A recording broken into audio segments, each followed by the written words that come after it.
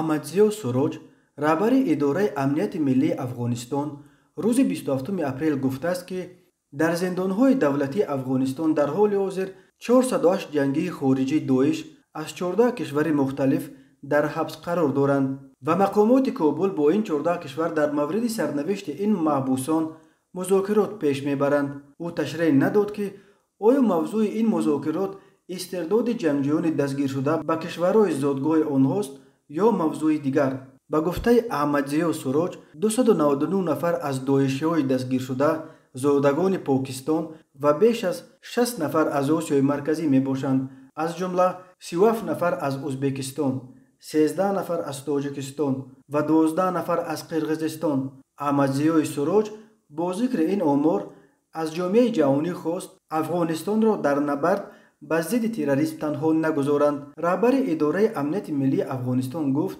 بیش از 70% جنگیان زندانی داعش در این کشور را زادگان پاکستان 299 نفر تشکیل می‌دهد. سبب این است که وقتی که داعش در اینجا تشکیل میشد 60% ترکیبش پاکستانی ها بودند، به همین دلیل شماره آنها بیشتر است، گفت او. احمدضیا سروج گفت در بین داعشیان زندانی شده در افغانستان همچنین 5 زاده روسیه و 16 نفر از زادگان چین نیز هستند. باقی داعشی‌های دستگیر شده از اردن، ایران، ترکیه، اندونزیا، بنگلادش، هندوستان، الجزایر و جزیره‌های مالدیو بودند. قبلا برخی منابع امنیتی درباره بعد شکست داعش در عراق و سوریه و خاورمیانه به شمال افغانستان به منطقه‌های مرز با کشورهای آسیای مرکزی بخصوص به نزدیکی مرز با تاجیکستان انتقال یافتن جنگیان این سازمان تروریستی خبر می‌دادند. گفته می‌شد که پلکوونیک تاجیک گلمراد علیموف فرمانده سابق